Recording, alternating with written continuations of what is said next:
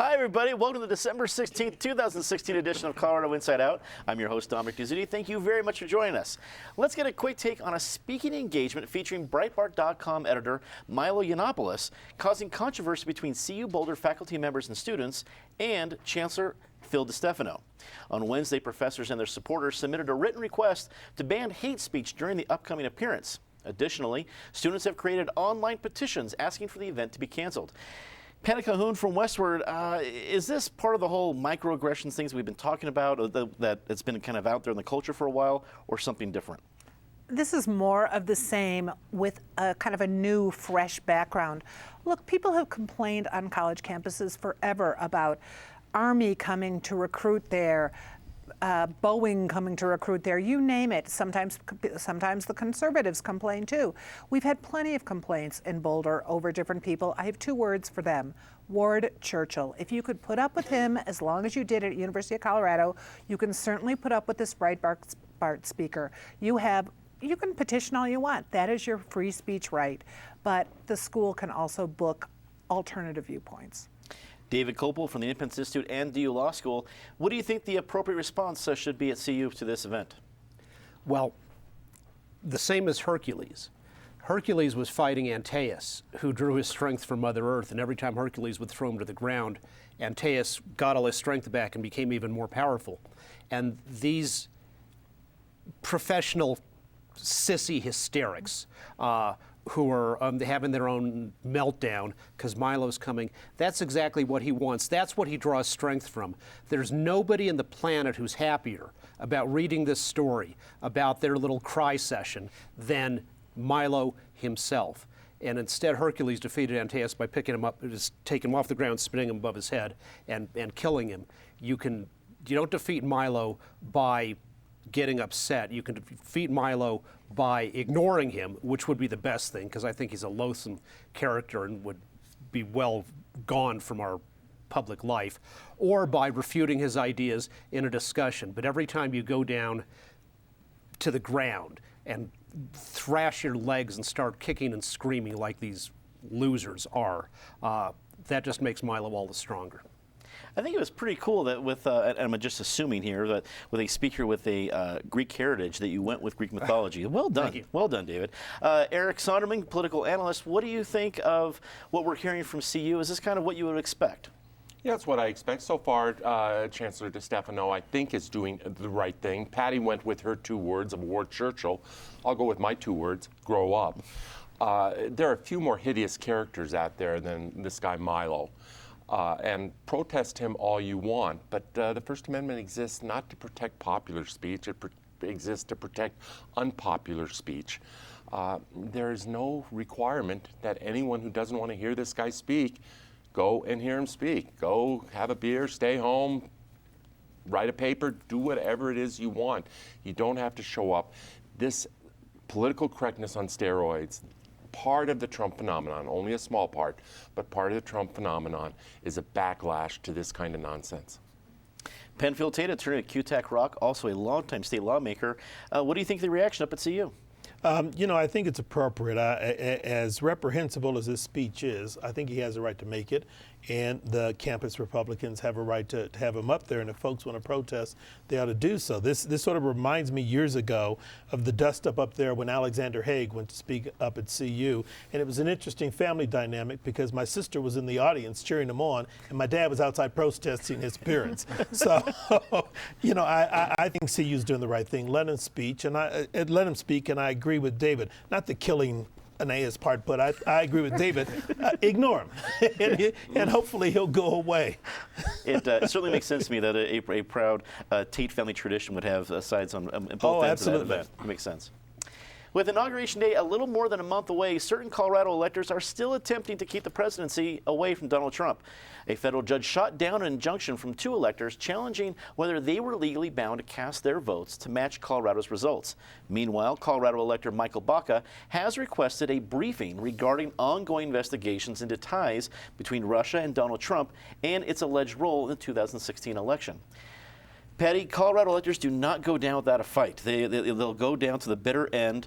Do you think anyone's going to join them? Oh, I think many of us are going to be bitter at the end of this. Here's the incredible thing. Who needs fake news when we have this really happening? So I love Michael Baca asking for this specific briefing right now when we are finding out that 17 out of 18 intelligence agencies all say they have evidence. They have found that not only did the Kremlin rig the election, but that it went all the way to Putin. And you've got other people saying, oh, this really didn't happen. I wish he could get the briefing. It doesn't seem very likely that before Monday, when the electors are supposed to finalize this election, that they will get their hearing. And it also seems like a real Hail Mary that they will have any chance of being let out of the Colorado law that requires them to vote for who won the popular vote in the state. David, do you expect any fireworks before Monday's Electoral College official vote? I think the demand for a special CIA briefing is not the appropriate behavior of someone who's taken their position as an elector seriously. Obviously, you cannot do 538 security clearances that would be necessary in time. So that's just political blabber rather than constitutional seriousness. The electors under our Constitution have their free choice. As Hamilton said in Federalist 68, they're a special body of representatives deputed by the society for the purpose of making the important choice. It's their choice, and Secretary of State Williams, in saying he won't transmit the votes of the actual electors, I think is flagrantly violating the Constitution. Maybe they can be punished for how they vote, but to try to block their vote, I think, is wrong. And the Electoral College was there to prevent a man of talents for low intrigue and the little arts of popularity, which is a good description for both of the major party candidates this year. If they want to choose someone else, it would be wonderful if they actually did. Well, folks, in less than 10 minutes in the show, you've seen Greek mythology and the Federalist Papers quoted. Nowhere but Colorado Inside Out. So you're welcome, everybody. Eric, as you look at what we're seeing with the electors, is this a lot of hype before what is just a fait accompli on Monday? You stole my word, Dominic. This is one of the most overhyped stories I have seen in a while. We are talking about a couple of Clinton Democratic electors pledged to Hillary Clinton in Colorado, maybe in Washington State, a few other places. I have yet to hear from maybe one Republican elector pledged to Donald Trump, somebody out of Texas. All 232 electors who are pledged to Clinton in states and the District of Columbia that Hillary Clinton won, they could all abandon her. And it has absolutely no consequence whatsoever. This is only a story if you start hearing Trump electors jumping ship, Clinton electors jumping ship. I don't understand what the story is. Whether it's Polly Baca or Michael Baca or another elector, Robert, I don't know how to pronounce his last name, from Colorado Springs or whatever, or some in other states. Maybe instead of abandoning Hillary Clinton on December 19th in the Electoral College vote, if they and other Democratic Party leaders had abandoned her in a timely way in favor of a different candidate, we might not be having this conversation. Penn, it's one of those difficult situations because you see reports out there from all these different intelligence agencies that say that Russia had a role in the election. Whatever that is, we don't know, but had a role. And then you see in Electoral College that it's just supposed to go do their job. What is the appropriate response that we're supposed to see as a country on Monday? Well, I think the appropriate response goes back to what David said. The Electoral College was created as an independent body, as a check on the potential lunacy of the general population. I agree with Eric. I don't think that Clinton electoral voters are going to defect, but I do think there'll be a story. I do think that we will see some electors vote for someone other than Donald Trump and Hillary Clinton. It may not make a difference, but it's significant because, number one, it establishes the ongoing independence of that institution. and the true purpose for having an electoral college. And number two, it highlights the fact, and I think it makes clear to this incoming president, you've got some issues. And you're not making the situation any better by your denials in terms of what all of these intelligence agencies are saying. You've even got now Republican Congress people disagreeing with you, saying, yeah, we want to probe this. John McCain, and the congressman out of South Carolina, Lindsey Graham, they're all saying, yeah, we want an investigation, because if this is true, we're not going to countenance Russia doing this to our country. And so I don't think this story is over yet. It may not change the outcome, but I don't think the story's over. Sun Valley, Denver's poorest neighborhood, will get a facelift after it was announced this week that the city will be awarded a $30 million federal grant. It's the largest grant that Denver Housing Authority has received to date. Construction will begin next year on 750 city-owned mixed-income housing units, parks, a food market, and commercial space. David, a good use for federal funds? No. We have a gigantic budget deficit, and we're borrowing all this money from China. Local Denver and Colorado should take care of housing in Denver and Colorado, and the federal government should stick to things that are actually in the U.S. Constitution, like national defense and post offices. Sun Valley is it's the neighborhood west of, between Federal and I-25 near Mile High Stadium, and so people go through it a lot, and obviously a troubled place, but that's partly because 95% of the population is already in housing projects. Now, maybe this new thing will be an improvement. Certainly, they're talking about riverfront expansions. That seems obviously a good thing that can benefit everyone in terms of how the rest of what they do. We'll see. On the one hand, there's the hope that this growth in Lodo and all that will cross the river and start going on there, which would be great. On the other hand, that's going to make it less affordable for people to live in the neighborhood. But so I think we'll see. But at least the park side seems good. Eric, can a project this big with this much federal funding coming into it be done right? On this, I mean, if you want to go back to some strict reading of the U.S. If those funds are going to be available, I'm glad to see Denver go ahead and obtain and take advantage of those funds. This is a very troubled neighborhood. I've visited. David refers to Mile High Stadium. I think he means Sports Authority Field, named after a bankrupt sporting goods company at this point in time. But whether it's after a ball game or on the bike path or whatever, I see the neighborhood just as an outsider. It's a neighborhood that needs help and deserves help. It strikes me there is a fine line here between economic development, which is what this is, or neighborhood redevelopment, and gentrification. And you don't know where that line is. And gentrification is a fact of life. Neighborhoods are always evolving, changing, some in a positive direction, some in a negative direction. And there will be displacement here, just as there is massive displacement going on around Denver. That said, I still think it is a net positive. You look across I-25 to what's gone on in that area around 10th and Osage, near the light rail stop there, and that's impressive improvement and vitality of that neighborhood. I hope the same thing happens in Sun Valley. Penn, I'd like to piggyback right on where Eric left off. You have a population, it's Denver's poorest neighborhood. I can't imagine after $30 million worth of investment, those same folks will be able to enjoy and still afford that neighborhood. I don't know what part of it's affordable housing and things like that, but it's certainly going to look different. This studio is down here in 5 Points, an historic neighborhood. It's been great to see how that neighborhood has grown, but we can walk down the street and see how gentrification, the changeover of businesses and the population really affects a neighborhood. Is this a good way to help the poorest neighborhood in Denver?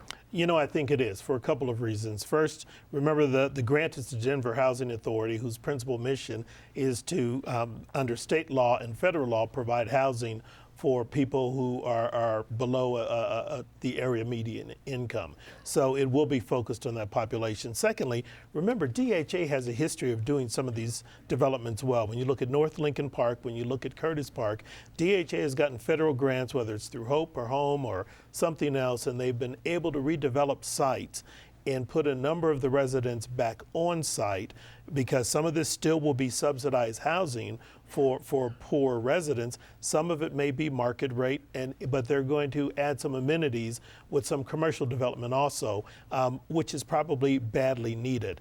The last thing I'll offer is, part of how we got here is well-intentioned but misguided policy of the federal government in the 50s and 60s when they built these mammoth projects to institutionalize poor people, predominantly people of color, and threw them in all of these large buildings that looked like prisons, that had no amenities, that had no elevators in many instances. I mean, a 10-story high-rise with no elevator, and expected them to thrive. Well, they became breeding grounds for a lot of other things. So it's taken a long time, but to the extent the federal government is assisting these developments, they're doing it the right way. Patty's this $30 million grant a boon for Denver? Boon for Denver, and what can go wrong with Ben Carson leading HUD coming January?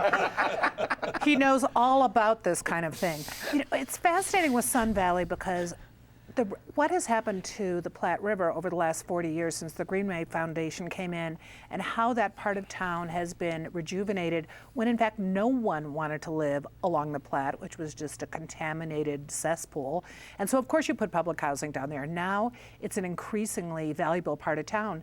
You've got Cronky looking at expanding there. You've got the Broncos also looking at maybe taking advantage of this project. So I hope the $30 million is put to good use. I hope it provides great housing for these people who really need it, and absolutely some commercial, because there are no stores, there are no groceries. So it could be really, really great. And as I said, with Ben Carson in charge, should be fine. Experience will show the day there. You're right.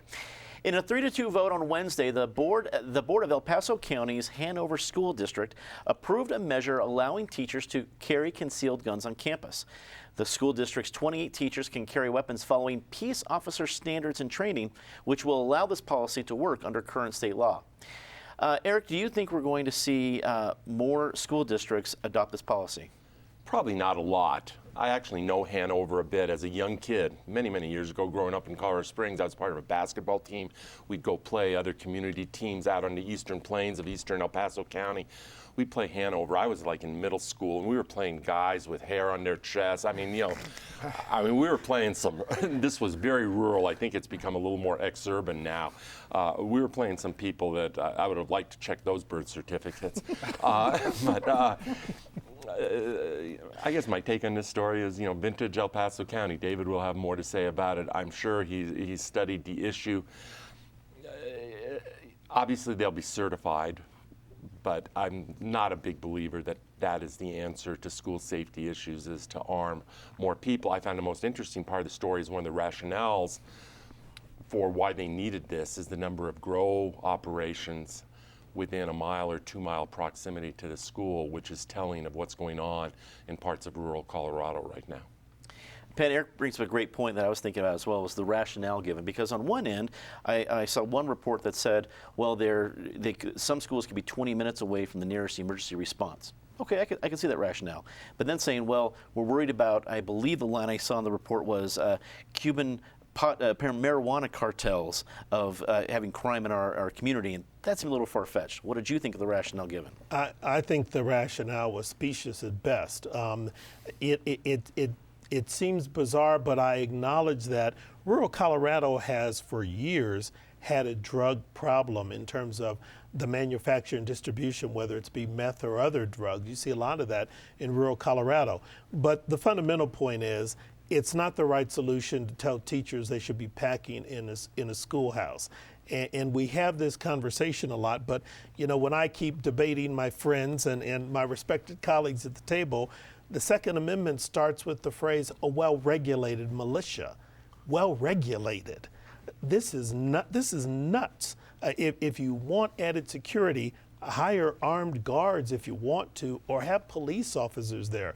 DPS used to have these police officers in schools. I think you detract from the educational purpose and mission of teachers if they have to run around strapped just in case they need to have a shootout with Cubans and Colombians who are running around trying to move marijuana through the schoolyard or something. Patty, your thoughts on this, and especially the rationale given?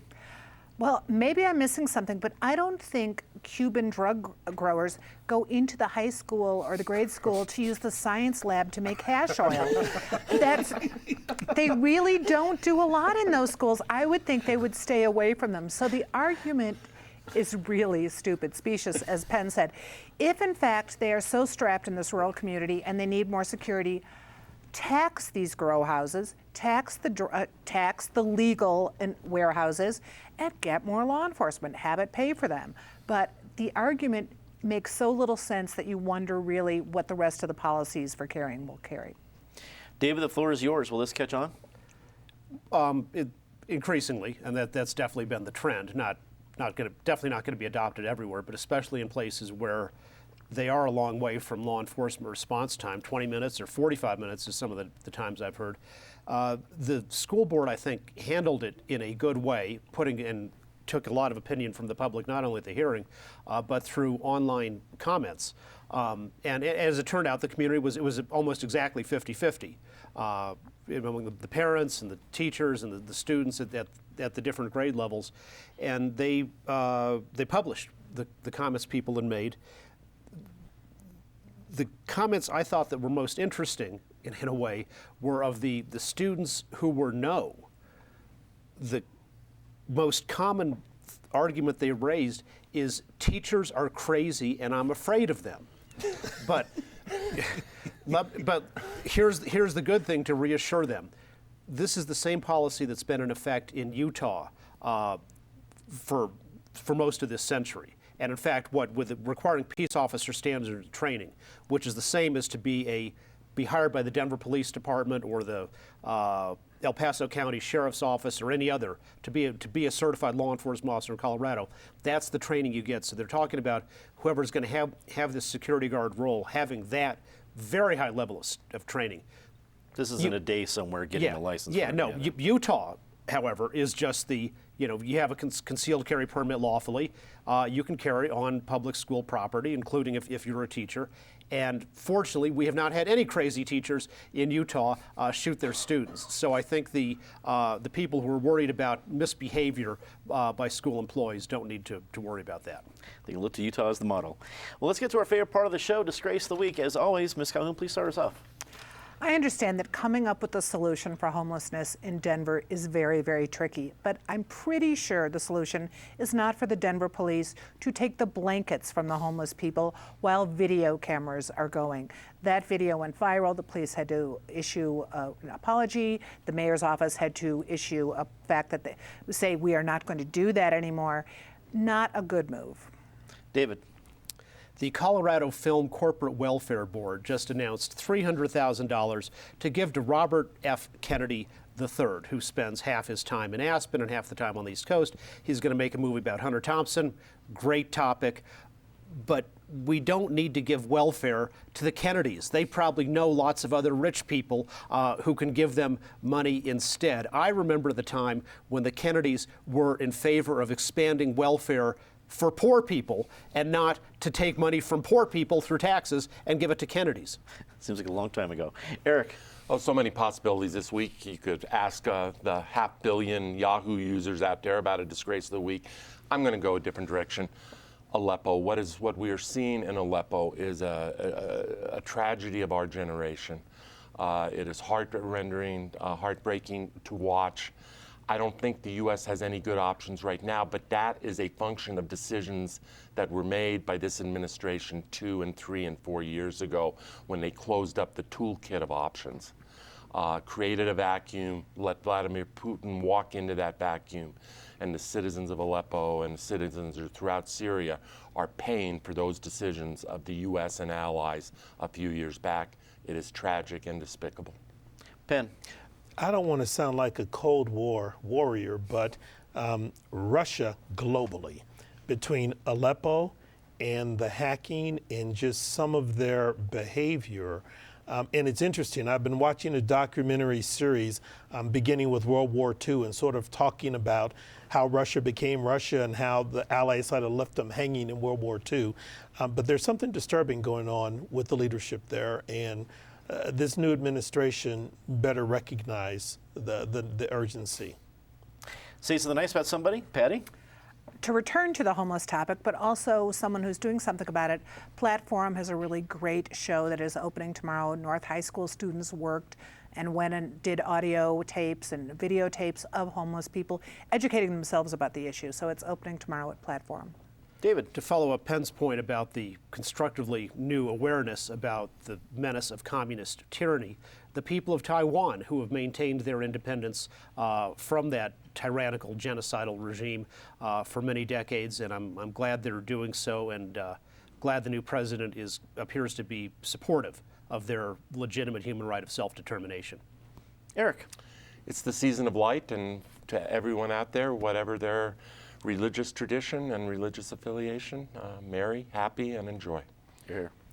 I agree with Eric. There just seems to be something a little bit different in the air. Maybe because of what we've been through with this election cycle, people want to be cheerier this holiday season. But I'm sensing it, and peace on earth and goodwill toward men during this season. That could also be cannabis too in Colorado. A little bit of everything here in Colorado. I wasn't going to go there, Patty, but okay. That is all the time we have tonight. Thanks for tuning in. Next week, we have a very special treat. It's our annual year review show, and of course, we brought our very special holiday sweaters. Tuning in to just see what Penn wears is worth it. Trust me. That is next Friday at 8 o'clock, and on the 30th, we'll offer our look ahead show with predictions sure to go wrong for 2017. Be sure to check out the Colorado Inside Out podcast feed on iTunes and Google Play. And of course, you can check out all the topics of CIO on our Facebook and Twitter feeds. For everyone here at Colorado Public Television, I'm Dominic Dezzutti. Thanks for watching. Good night.